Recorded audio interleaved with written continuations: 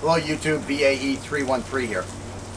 I've been taking a student through my slasher course, and the slasher course is a knife fighting course that consists of 10 separate lessons, each lesson consisting of at least 4 hours of instruction. So you have a lot of instruction to this course. It's a very complete knife fighting course. We're about halfway through at this time, and I have been filming all of our progress up to this point, and it's a big project, and I'm going to put it all on YouTube for you to get some information from. So again, an introduction. Most men think they're great lovers, great drivers of cars, and shooters of guns. The fact of the matter is that only about a single-digit percentage of men are actually performing these with a high level of capability. A similar assumption is made when a guy gets his first knife or learns his first knife fighting technique. All of a sudden they think, I'm the man when it comes to knife fighting. Well, in actuality, you're far from it. What we're going to do here is we're going to take you from the very beginning, just talking about some theory of knife fighting, and we're going to take you all the way through to where you will be a complete knife fighter at the end. Again, this takes a lot of time, and you will learn what it's like to be a real knife fighter if you go through this entire course. Again, we do have the disclaimer, which we will be showing during the introduction, and you do have to be careful when you're doing this stuff. Again, the video will deal with how we teach a slasher course to our students. The goal of the course is to introduce a knife fighting system that will be valid in a real knife fighting scenario. The manual or the course is arranged in a systematic fashion where the drills in the beginning lessons will build a foundation that is required to support the more advanced concepts that are introduced in later lessons. Oftentimes, a skill set introduced in an early lesson will be contrary to how we will do it when we get to the end. However, those skills that you learned in that early set are required for you to build the more advanced stuff. So you have to go through the whole course. You can't just start at the end, because then you're just like the karate guys learning a technique for one situation. Again, many situations come up in knife fighting. There's different types of ways that people fight, and you need all of the skills to be able to handle all the different situations. If the early material is skipped in favor of the advanced material in the back, then you're only, again, learning specific techniques for specific situations. In the real world, there's no such thing as a specific attack, and training for that is going to leave you grossly unprepared for other situations that will probably occur during a real attack. Again, you can't say that this guy's going to attack in this specific fashion and then just train for that specific fashion. That's ludicrous to think that, okay, I'm going to learn this one here, how to defend that attack, and I'm going to learn to defend this attack here, where the guy's coming like this, and now I've got those two attacks down, I'm ready to go. Well, I mean, what about when he comes with something like this? What are you going to do? Because that's what he's going to do. He's not going to attack with one angle at a time and then just stand there for you to crucify him or to dissect him while he then stands still. The fight is going to continue. You need a lot more than just a technique to knife fight. It's just all there is to it. So let's see. Instead, we're going to teach a complete system, and during the 10 lessons, we'll build a foundation based on core fundamentals. We'll be exploring concepts that will allow students to deploy individualized solutions to any situation in which a knife is used in close quarters combat. Each fundamental taught will be viable in every deployment, and each concept taught can be modified to capitalize on the user's strengths. While we will be doing some specific drills and techniques in each lesson in order to introduce fundamentals and concepts, by lesson 7 we'll be working on more free fighting scenarios where the only important thing is that the fundamentals and concepts are used effectively in our defense or attack. There's no specific way to do it.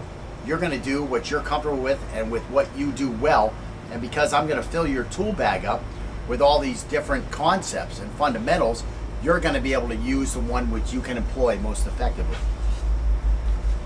With other knife fighting systems, they appear to work nicely, but it's usually because the defender already knows what the attacker will do, and both are following a script that allows the defender to be successful. In these styles, the attacker is following a script where he will fully commit to one specific technique, and then he will stand there as he's carved up by the defender. The defender, who is also following a script, doesn't have to worry about unknown attacks or multiple slashes and thrusts or counters. And thus, a huge problem occurs when someone from one of these systems is attacked in an aggressive and continuous manner by someone not following a script. Those techniques will fail miserably against realistic attacks because they teach specific scripts rather than fundamentals and concepts that can be applied to any variation of knife attacks. Again, where our system is different is that it allows the practitioner to be ready for any attack. Our students will have a deployable defense if the attack is an uncommitted dueler, throwing one slash or thrust at a time, or a drug-induced jailhouse shanker whose technique resembles a sewing machine on steroids, attached to the front of a runaway truck. Our system is what is needed when the threat in front of us is wielding a knife or is a physically superior person with a knife, and a knife is the only weapon we have. So again, it's going to work if the guy has a knife in front of us, or if he's just a superior physically person and he's going to attack us and we have a knife. So we're going to look at that also. We're going to look at using the knife against the guy who doesn't have a knife. We're going to look at when we don't have a knife versus a knife, and of course we're going to look at the knife on knife, and we're going to look at that in two different ways. We're going to look at it in a knife fight fashion, and we're also going to look at it in a self-defense fashion. And furthermore, we're going to look at it where a self-defense situation can start to look more like a knife fight, even though you're just performing self-defense. Something can happen where this guy moves a certain way, and all of a sudden here we are dueling. Well, I still can't get to that door over there, or I don't feel I can successfully run away without this guy attacking my back. Well, I have to continue to fight to defend myself. And we deal with all those concepts and all those variations in this course. So before we get started, we're going to need to introduce some terms that will be used repeatedly in the course. And I'm going to have to fill in at this point. I've got that, what I did with my student, and we'll look at some of that stuff so you have an understanding of that before we get started. And from there, let me talk about training knives. We do need training knives while we're doing this. The training knife is very important. You have to be able to protect yourself and your partner, and you still have to be able to perform full blast techniques. So we talk about training knives in my training knife video. You can go back and look at my training knife video. But again, you need to think about what type of training knife you're going to use if you are going to train in knife fighting. Again, what I prefer is a piece of rubber hose. And let's see. Again, we have our disclaimer coming up, and go ahead and do pay attention to the disclaimer, and then we'll get on to the course with the next videos. Again, I'm going to be labeling videos / course video, and we're going to go 1 through however many videos it takes. So if you just follow by the video number, you'll be able to keep up with the course, and then after that there will be a slight description of what the video will actually entail.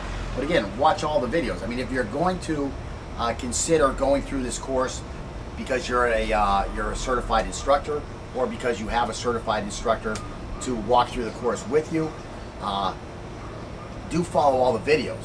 I mean, if you're going to watch it and just decide, how this might help your course that you teach, again, watch all the videos. There's a lot of material.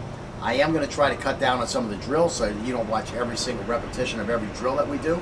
But again, a lot of times while I'm working with the student, I point out some specific things to help them out with the drill.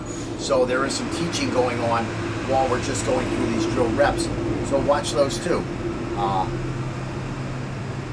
I think it's going to be a good video series, and I hope that you enjoy it. Before we get started, we need to introduce some specific terms that will be used repeatedly throughout the course. And the first one is the OODA loop. OODA loop refers to the steps everyone must take before attacking or defending. The acronym OODA refers to, the O is for observation. So first we have to see the attacker, or we have to see the attackee if we're attacking. It's using our senses to know where the other guy is. So I mean, it could be smell, it could be hearing, it could be sight, but in general, we want to see this guy. So that's the most important one, is our visual orientation. Our visual observation. The second O is for orientation, meaning that we must be in a position where we can attack or defend. D is decision, meaning we have to use our mind to figure out what we are going to do. And A is action, meaning we have to put our decision into motion. Anytime we are closer to taking action than the other guy, or anytime we can do anything that forces the other guy to move back a step in the OODA loop, then we have a greater opportunity to control the confrontation. So in other words, let's say this guy is thinking about, okay, I'm going to pull my knife out and stab this guy, and all of a sudden you do something, you move in a certain way, or you change, you put your hand up in his face like this. Now he may forget about the knife here, and he may say, oh, I got to get this hand out of my face. So now he's going back to the orientation. What am I going to do about this hand? So now he's not thinking about deciding how to attack us, and he certainly isn't getting ready to attack us. He's back in this thought process. And if while he's doing that, now we're getting our knife ready, now we're way ahead on the OODA loop because we pushed him back. Okay? So there's different things we can do to manipulate that OODA loop and get ahead on it. Let's see, the fighting center.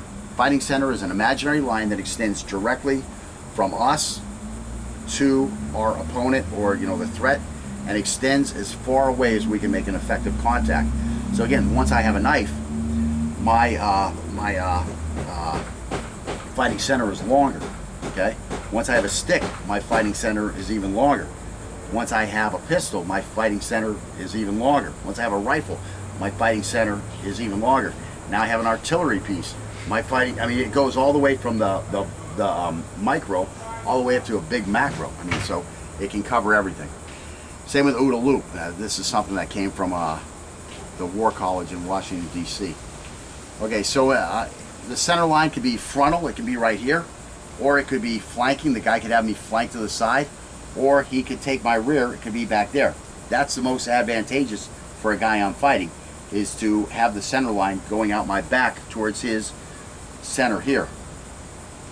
Okay, so let's see. Those are center lines. So we have an angle of attack. We have fighting center. And then we have our center line.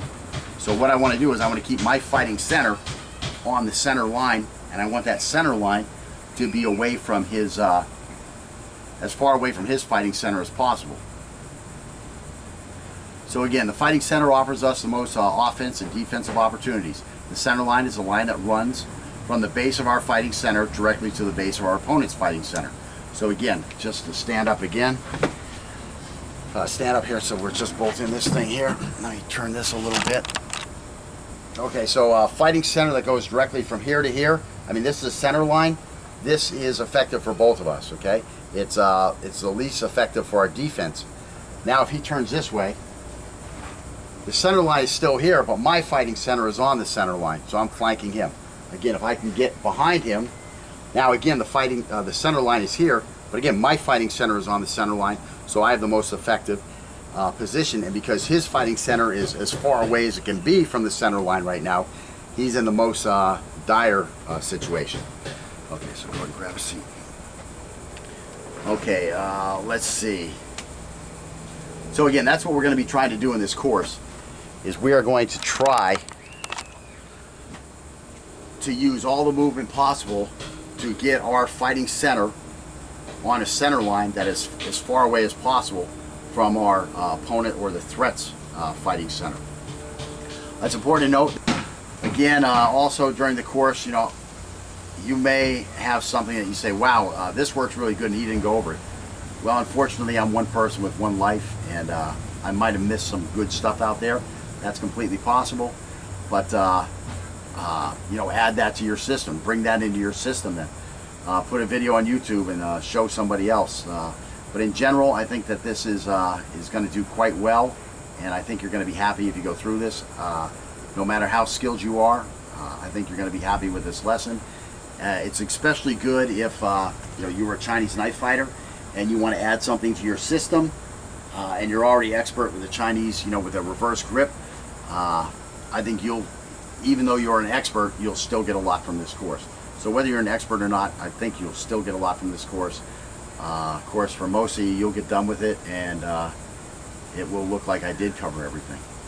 That's basically it. One other thing I want to mention is during the course, even though you'll see as we go through the course that I am teaching a specific way of gripping the weapon, and I'm kind of teaching an unorthodox method of handling the knife. We will do a lot of everything. So in other words, to defend other types of attacks, to get you ready for all kinds of attacks, you are going to have to use a reverse grip in this knife course, both with a knife side forward and a knife side rear, and also same with the right hand and left hand. You're going to have to fight with both hands, and also with the knife in a forward, more orthodox grip, you're going to have to do that with knife hand forward. Knife side forward, knife side back, and you're going to have to do that right and left-handed. So nothing's going to be left out. It's just going to be how deep we go into those other styles. That's where I'm definitely going to be leaving something out. We're not going to go into the reverse grip real heavy. And pretty much that's it. So now we're ready to start working on the course itself, and hopefully you'll enjoy that. Little disclaimer. Okay, warning. The techniques and drills depicted in this class are extremely dangerous. It is not the intent of me or YouTube or anybody else associated with this video to encourage you to attempt any of these techniques or drills without proper professional supervision and training. Attempting to do so can result in severe injury or death. Do not attempt any of these techniques or drills without the supervision of a certified instructor. So again, I disclaim any liability from any damage or injuries of any type that you get or any other user of the information in this video may encounter from the use of said information. This video is presented for academic study only. All right, so let's see. Again, make sure you're in good shape. Make sure you've had a checkup, that you're ready to do some physical activity, and make sure that you know how to do this stuff, or you do it with somebody who does know how to do it. That's the big thing. Okay, so let's see. The lessons in this course describe several situations where we would employ armed or unarmed self-defense. However, the methods of self-defense we describe may not be legal everywhere we go. It is important that you consider the legality of these methods in the place you are at. We consider it highly prudent for you to become informed on the laws of armed and unarmed self-defense wherever you find yourself.